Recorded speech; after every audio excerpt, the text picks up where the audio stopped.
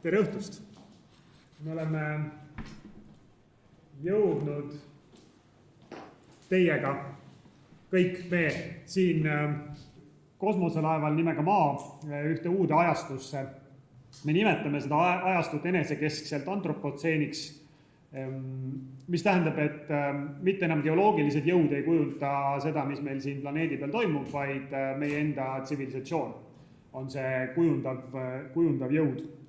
Ja see, mida me varem teadsime looduse tsüklitena ja tasakaaluna ja korrapärana, on järjest rohkem asendumas ümberringi katastroofide ja kaoste ja korrapäratuse ja ootamatustega, mida meie keskkond siis meile tagasi pakub selle eest, mis me oleme teinud.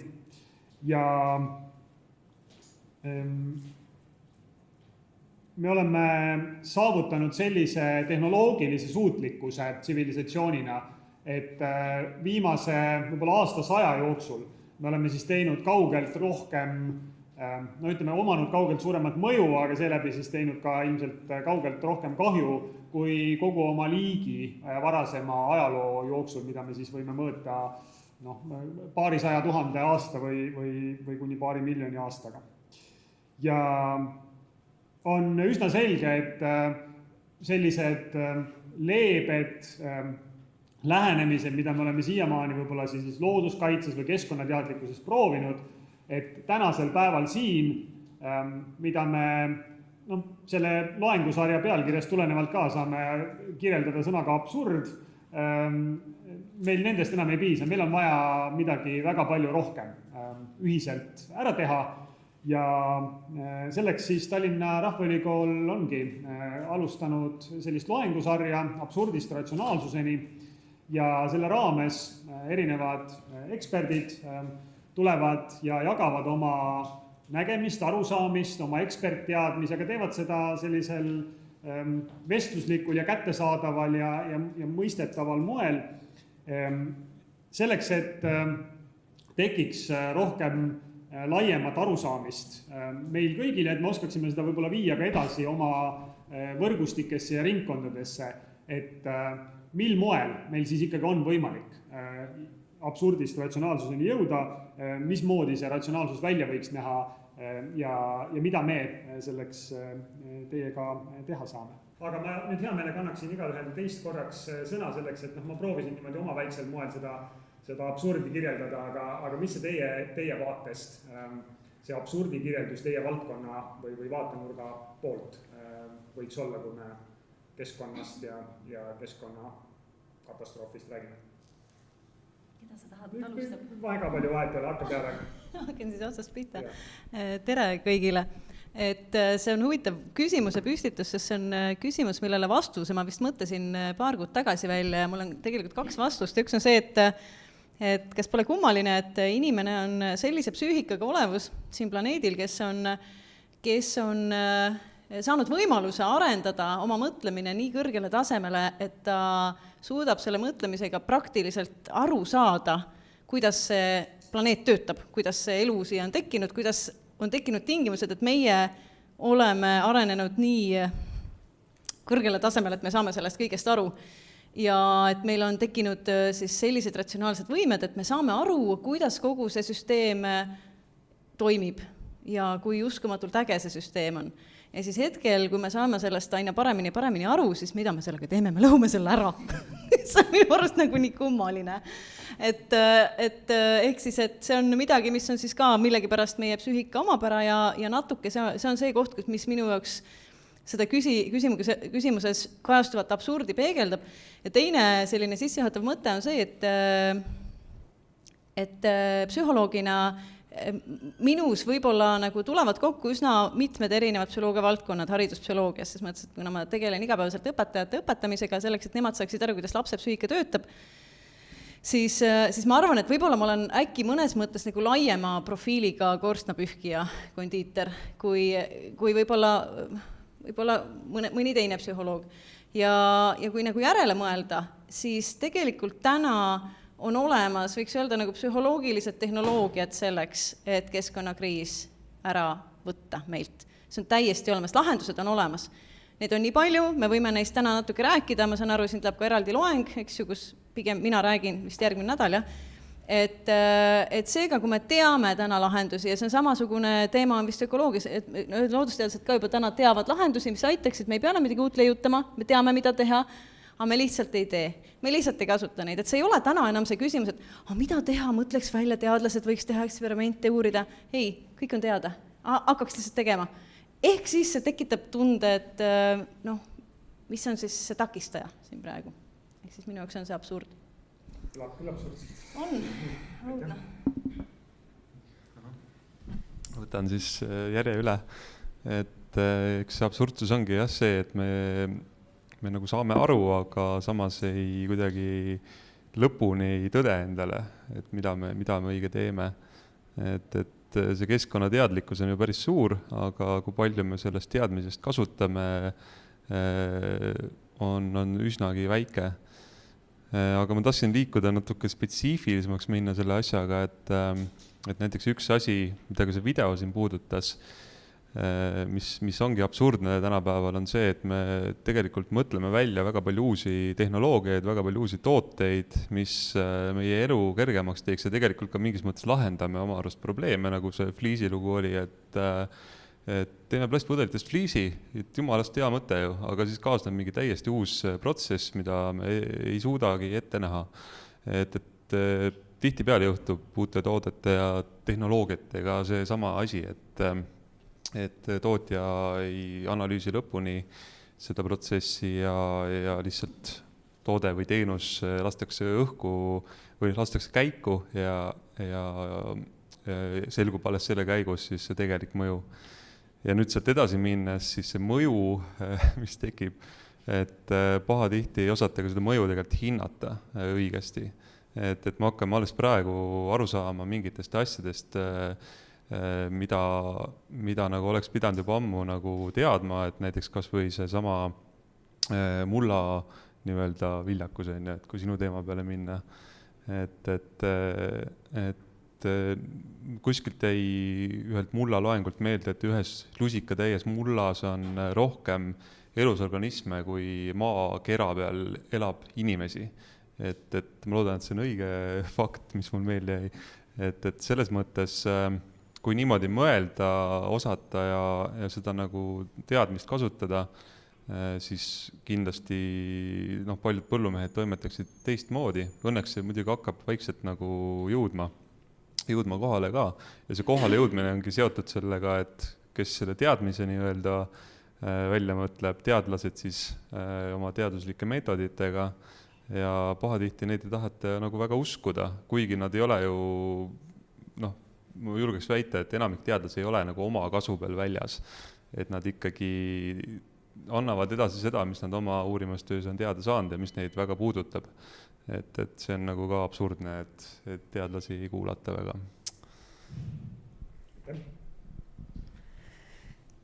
Mulle tundub, et see absurd ja reaalsus on nagu minu jaoks on mingis mõttes nagu sama asi, et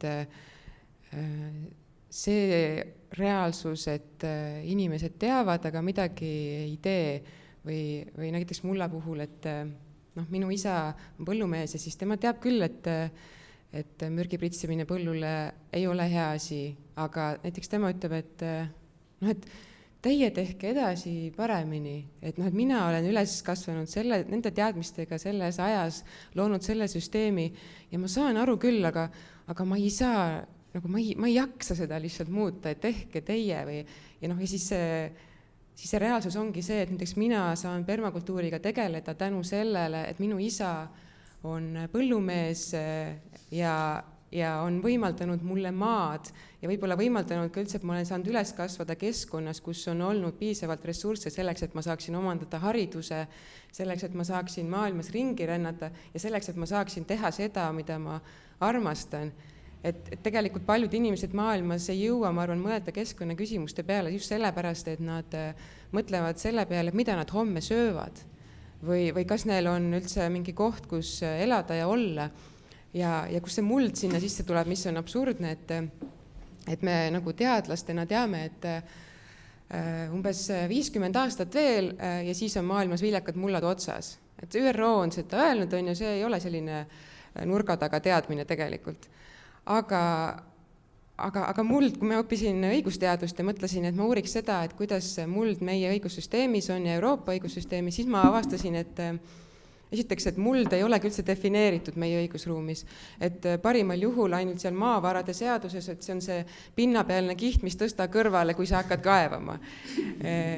Ja siis, et Euroopas on tehtud mullakaitse direktiiv, välja töötatud, aga loomulikult see ei ole vastu võetud, sellepärast et see oleks liiga, tõenäoliselt liiga koormav siis põllumajandussektorile või siis mingisugustele inimestele või ma ei tea, kellele. Igatahes selleni pole jõutud. Ja siis sisuliselt ma avastasin, et mul ei olegi midagi uurida nagu selle mullaga seoses, et kuna mullaga põllumajandusministeerium ütleb, et nemad tegelevad põllumajandusega ja siis Keskkonnaministeerium ütleb, et mullagani me pole eriti jõudnud ja siis ma ei tea, mis veel on, Maaeluministeerium nagu ka mullaga ei tegele.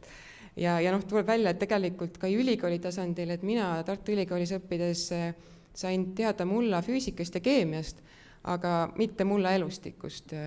Et isegi see on nagu sealt maalt puudu ja minu teada Maaülikoolis ei ole ka seal just nagu väga palju, aga samal ajal muld on see, mille peal me kõiki asju siin maailmas teeme, mille peal nagu tsivilisatsioonid püsivad ja kui muld saab otsa, siis nad kaovad. Et kas või Lähis-Ida, mis kunagi oli maailma kõige külluslikum ala, ripuvad Babyloni aiad, kui nad kunagi eksisteerisid ja praegult on seal lihtsalt kõrb ja sõda. Et tegelikult, kui me mulla eest ei hoolitse, siis võib meid ka tabada nii-öelda kõrb ja sõda või selline, et see ongi absurd, et me inimestena, ma ei tea, ei saa sellest lihtsalt aru. Pole ju päris nii, et me nüüd midagi teinud ei ole kogu selle asjaga aegade vältel, et me oleme ju üritanud, teadlased on uurinud, ettevõtetel on need R&D uurimisosakonnad, mis üritavad nagu aru saada, võib-olla tänapäeval isegi nagu üritavad aru saada, mis see keskkonnamõju organisatsioonil on ja panevad seda oma raportitesse. Me oleme rahvusvahelisi kokkuleppeid riikide vahel teinud, mis justkui peaksid meie emissioone ja jalajälgesid nagu vähendama mõnevõrra. Me teame, nii nagu sa ütlesid, palju lahendusi on teada, isegi kui me võib-olla nagu me neid kõiki ei kasuta, aga me oleme proovinud. Ja ometi me oleme täna selles olukorras siin, kus näitajad on ikkagi nagu äärmiselt halvad. Et miks meil välja ei tule? Me proovime erinevate maailma liidrite ja kelle kõige juhendame seda, aga nagu ei... Proovime või? Mulle tundub, et Kyotod ja Pariisid ja...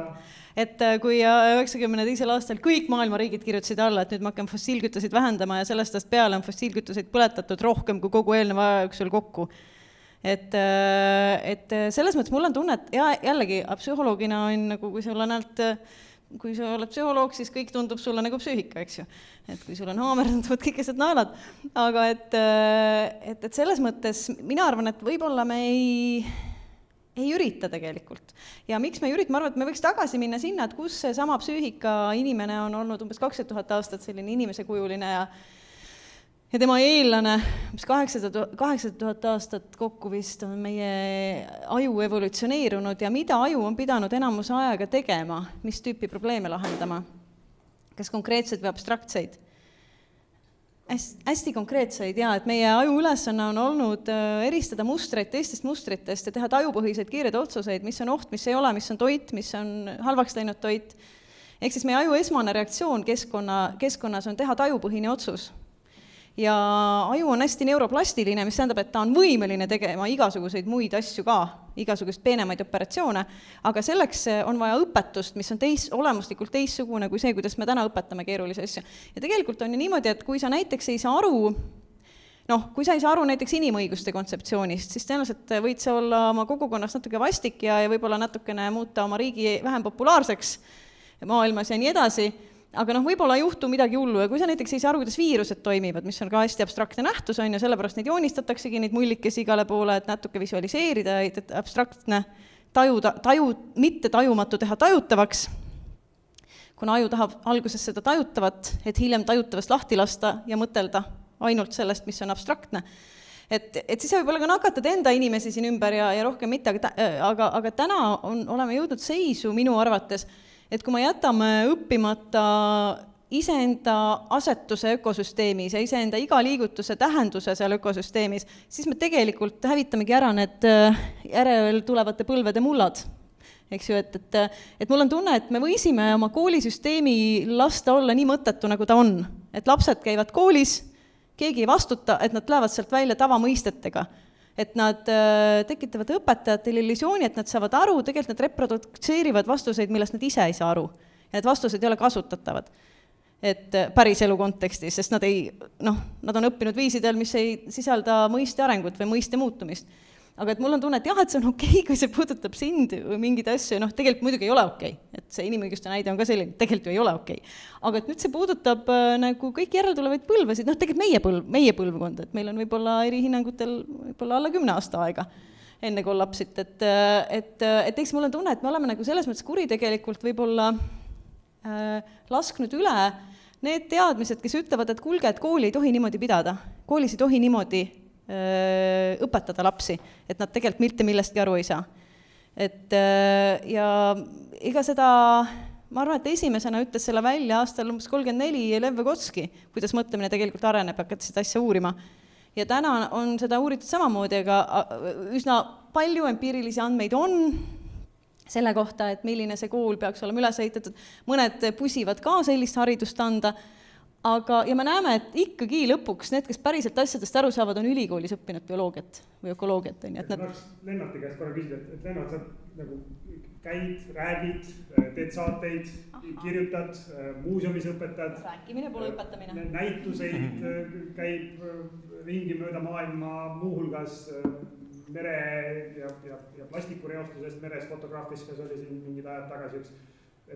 Kas sa näed sealt nagu efekti juhtumas või mis siin motiveerib seda kõike tegema? Grete just kui ütles, et probleem on selles, et me nagu nii väga ei õpeta. Ja mis on õpetamine? Ja natuke ka see sama, mis Grete enne ütles, et me oleme ainuke liik, kes mõistab nagu, kus me oleme ometi omadega. Et mulle isegi kohati tundub, et me vist ei mõista ikkagi päris täpselt, kus me oleme. Et vaatasin just üks päev maailma, ütleme siis lähitulevikku, see oli siis triljonites aastates edasi, niisugust simulatsiooni, et mis siis tänapäevased füüsikateadlased ja kosmoloogid on välja mõelnud, et kuidas see nii-öelda maailm siis edasi kujuneb. Ja ma ütlen ausalt, et seda sooja mõnusat sellist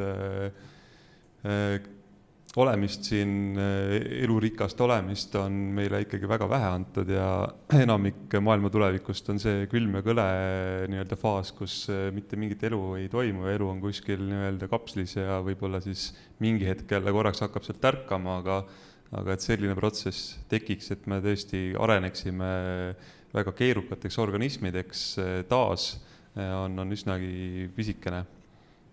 Aga nüüd Margo küsimuse juurde, et mina küll iseenesest näen, et seda rääkimist ja tegemist, et see kindlasti mõjutab ikkagi inimest ja olen näinud konkreetseid nagu näiteid, et siin alustasime podcasti tegemist muuseumis ja päris mitu inimest tuli pärast seda nagu tänama, et kuule, et ma nüüd ei niida enam aias, et mul on siin heinamaa ja kõik. Et tegelikult ikkagi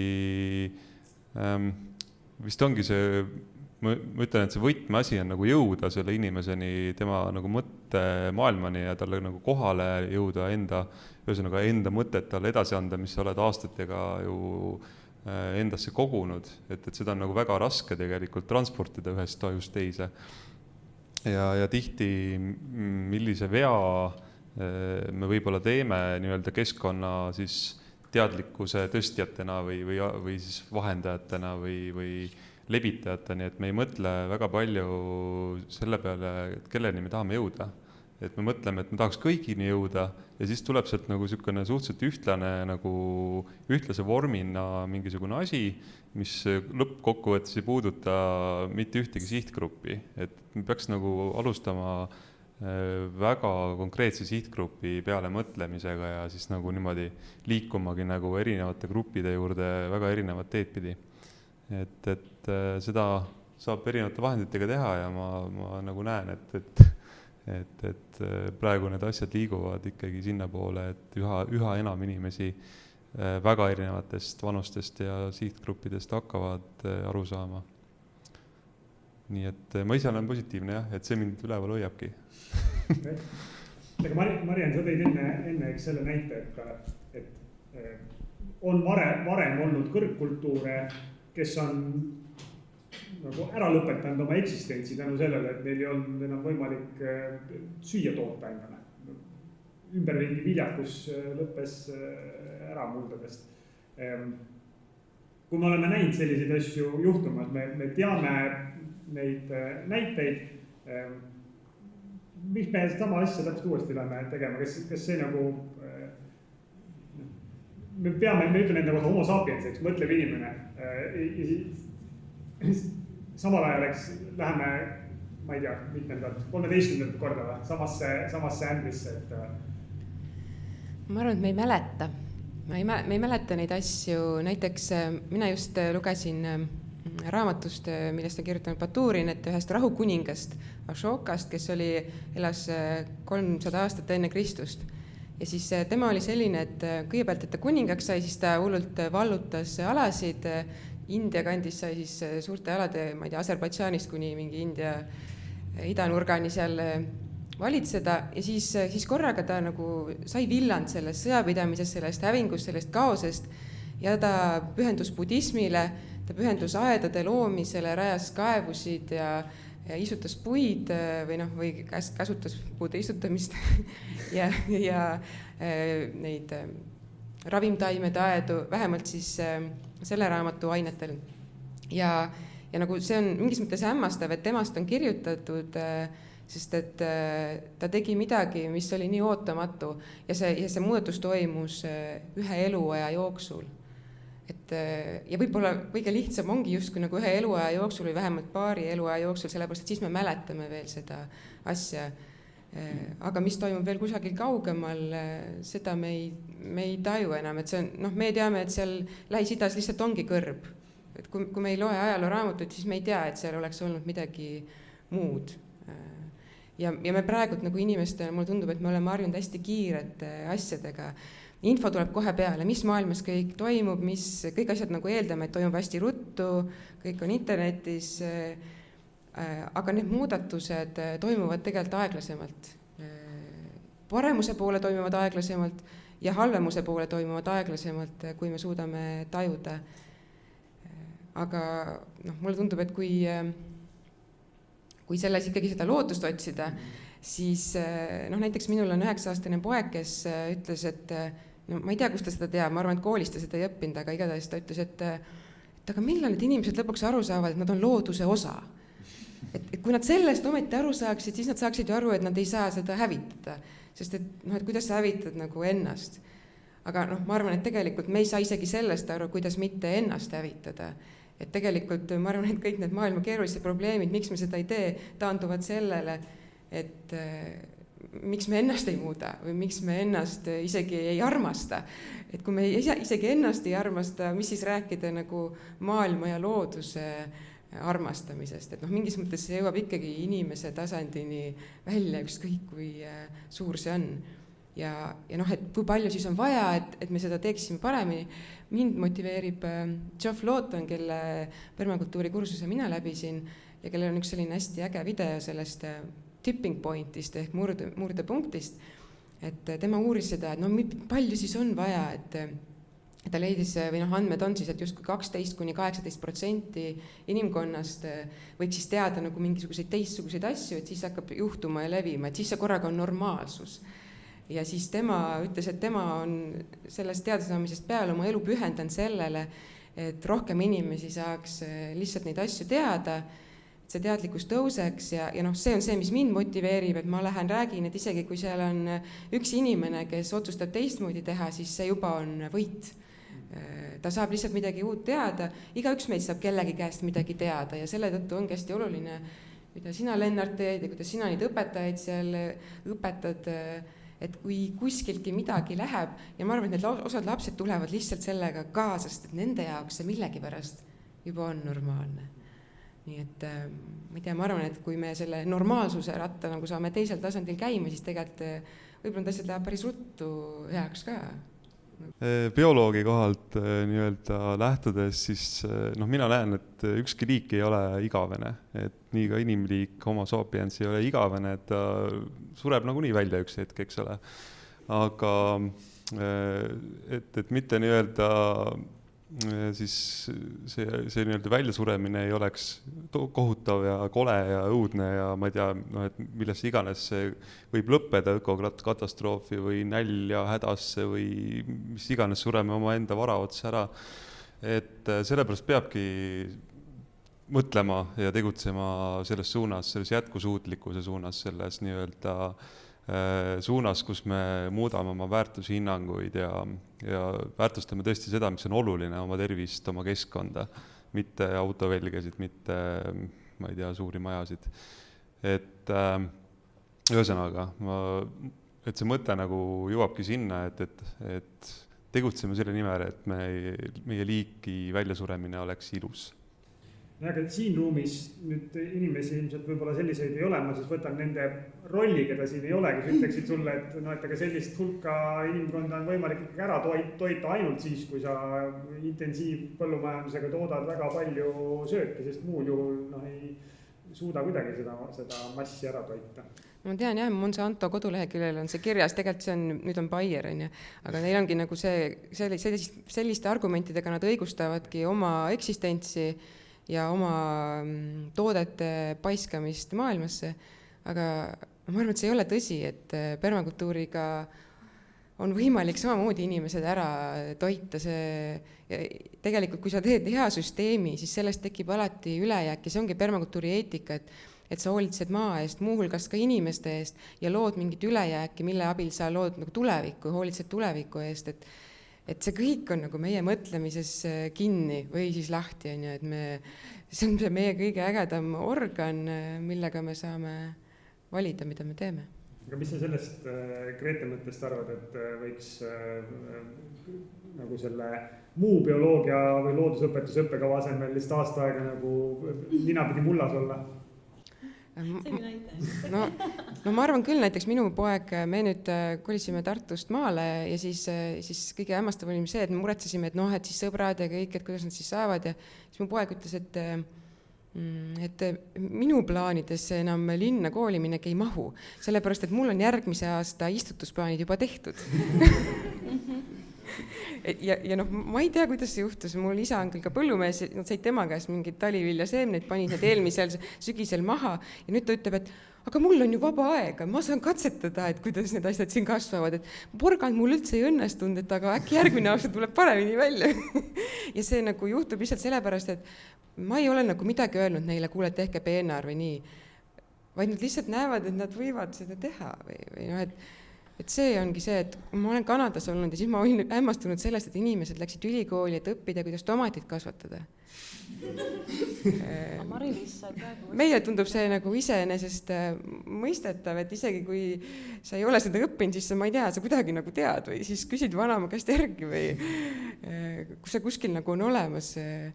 Et ma arvan, et me peame seda taset selles mõttes nagu hoidma, et kes saab vähegi vanematena, siis näitab lastele, et midagi kasvab maa peal ja et see on muld see asi, mis sa katsud ja see, et kui seal midagi kasvab, siis see on sellepärast, et seal on elu sees.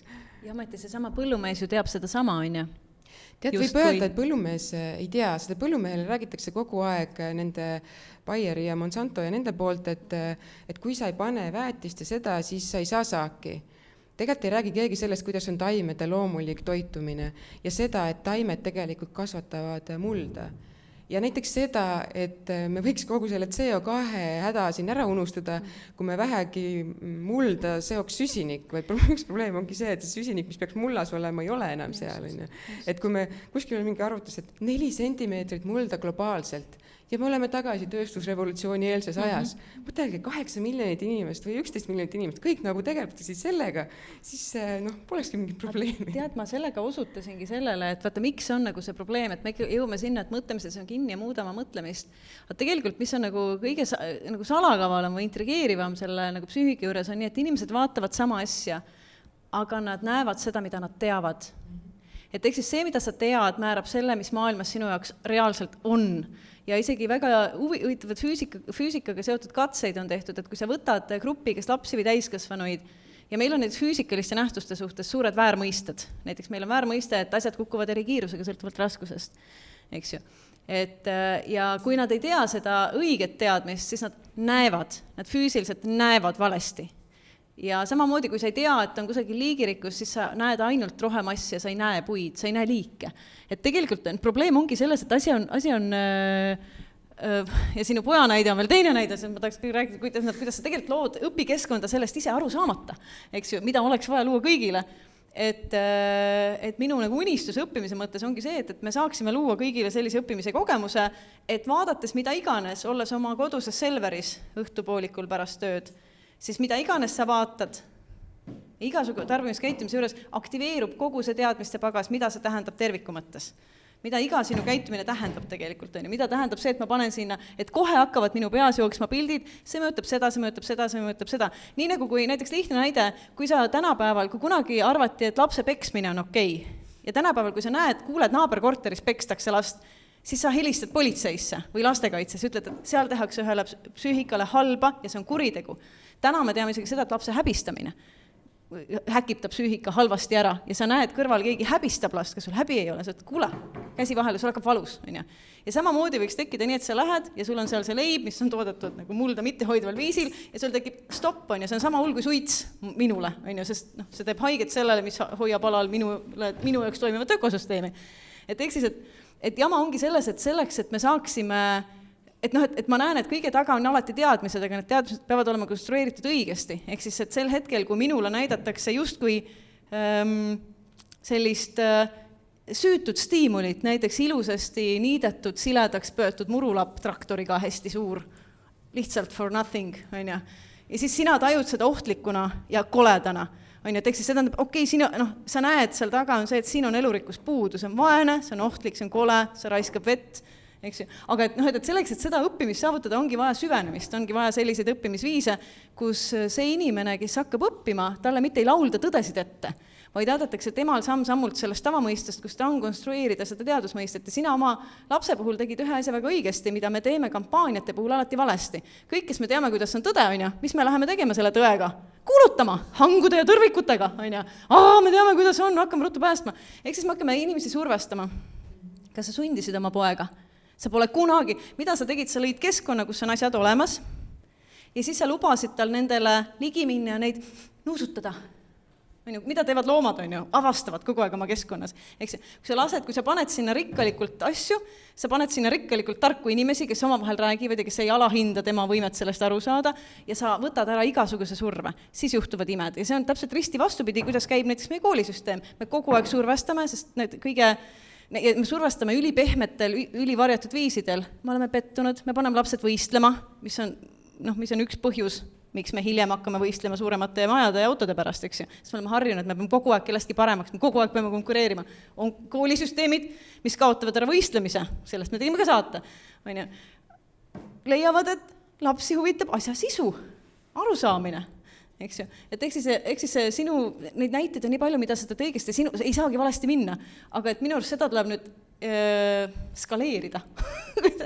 kuidas sina mõtled? Mis oleks see selline ratsionaalsuse pilt, milleni me enam-vähem reaalselt võiks veel ikkagi nüüd jõuda? Et haridussüsteem on väga inertne. Sa õpetad õpetajaid, kes õpetavad õppejõud, kes õpetavad õpetajaid, kes õpetavad õpilased. Muutuste elluviimine võtab aega kõvasti. Globaalne majandus töötab endiselt kapitalistlikel põhimõtetel, globaalne finants töötab kasvust orienteerituna.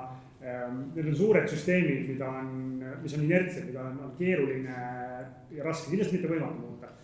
Ma ei alustaks sealtpoolt otsast seekord Marianist, et sa ütlesid, et ainus, mis on vaja, on see, et inimese mõtlemine muutuks ja kui kõigi 8 miljardi mõtlemine muutub korraga, et siis ongi hästi, aga mis see selline parim realistlik ratsionaalsuse kirjeldus võiks olla, kui sa mõtled just sellele, kust ja kuidas me oma toidu saame ja kuidas me mõtleme põllumajandusest ja muldadest ja kõigest sellest, et milleni me võiks jõuda, millest sa unistad? Minul on see õnn, et mina nii-öelda justkui siis õpetan või tegelen inimestega, keda see asi huvitab. Ja see on juba minu meelest hästi nagu tore, sellepärast, et siis ma pean võitlema selle niisuguse vastuseisuga, on ju. Et ja mulle tundub, et et mille peale ma siin üldse loota siis saan, on see, et kuidagi juhtub see, et rohkem inimesi on sellest huvitatud iseenesest. Mingis mõttes nagu, et see on äkki selline, see on äkki see 100 ahvi teooria, mida mõned küll ütlevad, et seda pole olemas, aga äkki ikka on, meil ökoloogias vähemalt õppejõud rääkis sellest, tunnustatud isik Eesti Vabariigis, et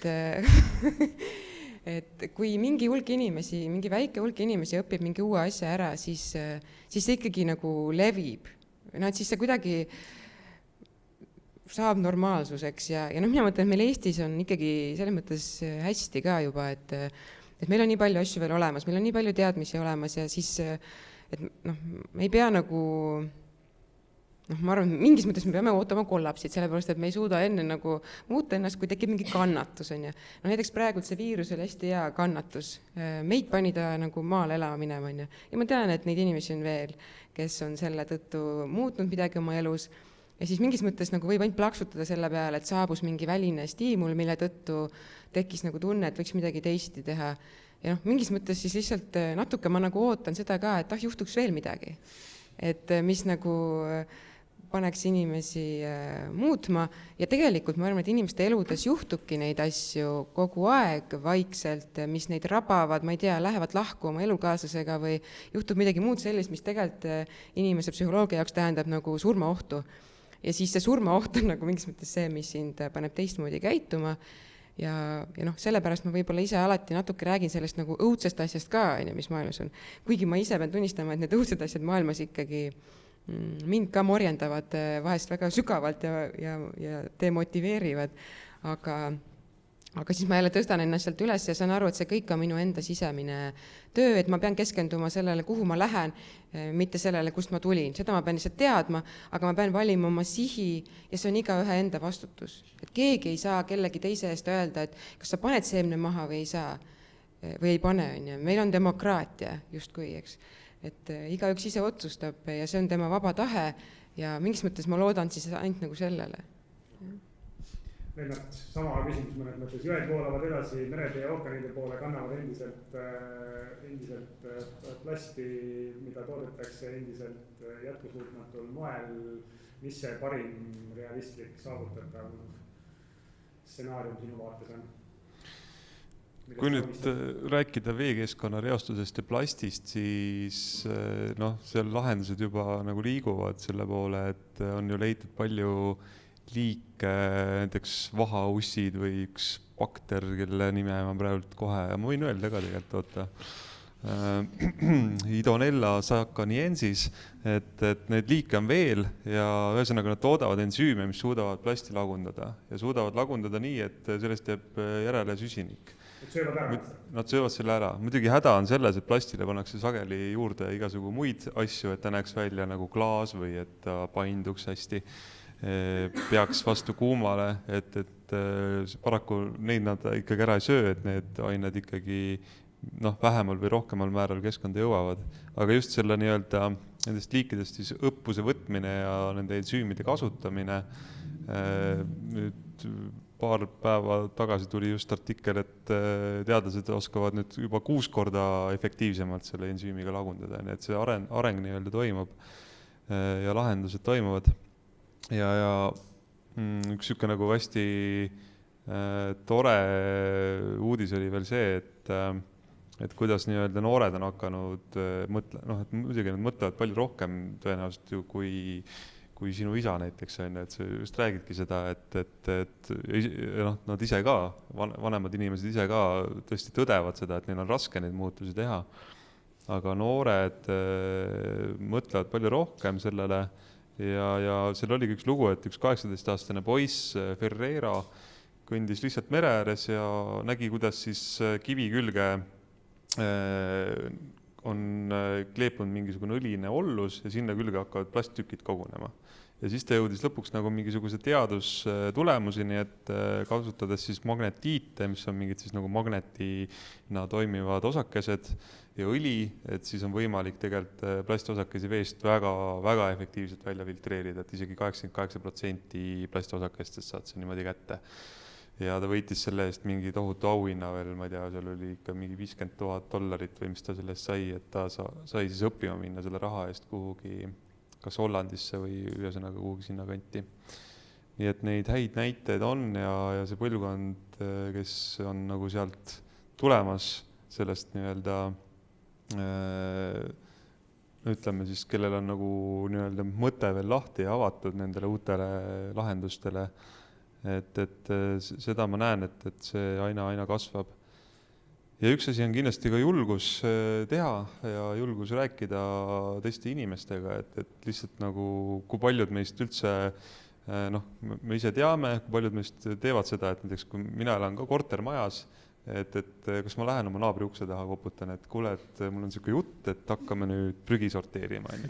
Või et ma ei tea, et teeme kompostiunniku siia aeda, et mina olen seda konkreetselt teinud, see ei viinud kahjuks väga kuhugi, et ma pean seda ilmselt veel tegema paar korda, aga just, et ongi julgus siis uuesti proovida, et mitte, et sa saad nüüd vastu näppe ja nüüd on kõik, et tegelikult me peaks seda palju rohkem tegema ja üksteist nagu, ma ei tahaks öelda survestada, sest et see ei toimi. Ei toimi, aga me teame täna, mis toimib.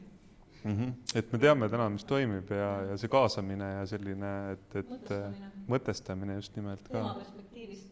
Jah, et temani jõudmine tema perspektiivist. Väga õige, et just see julgus kasutada neid teadmisi ka ja neid niimoodi katsetada ja proovida ja ma arvan, et siin on lahendused olemas. Ja ma tahtsin öelda, et tegelikult see samane mulla osas on ka selliseid hästi ägedaid näiteid, et selline mees nagu John Kempf Ameerikas, ta ei ütle, et kuule, hakake mahedaks või midagi sellist. Ta räägib sellest, et kuidas põllumehed saavad suuremaid saake,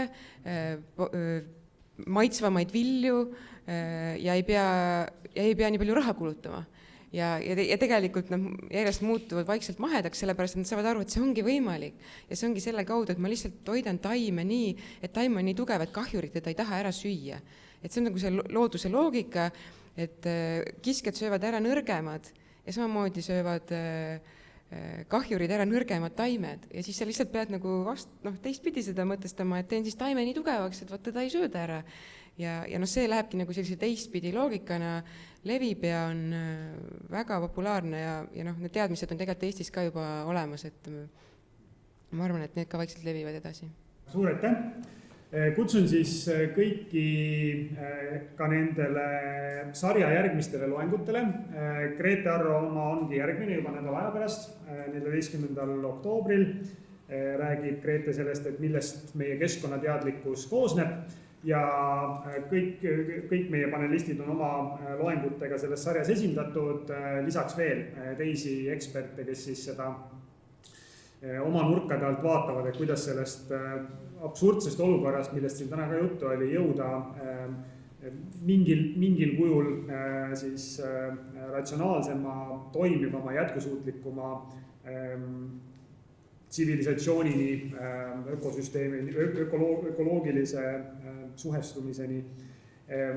Rohkem infot leiate Tallinna Rahvaülikooli veebilehelt kultuur.ee või siis ka nende Facebooki lehelt facebook.com/Tallinna Rahvaülikool. Mina väga tänan, et te võtsite selle õhtuse aja, et tulite, olite siin. Loodetavasti tegite seda, mida Grete ütles, et mõtlesite hoolega kaasa ja äkki juhtus see vau-ahaa, et tekitasite iseendas selle teadmise, sellepärast, et keegi teine seda väljaspoolt, nagu me kuulsime, tekitada ei saa. Soovin teile turvalist koduteed, ilusat õhtut, olge hoitud. Aitäh!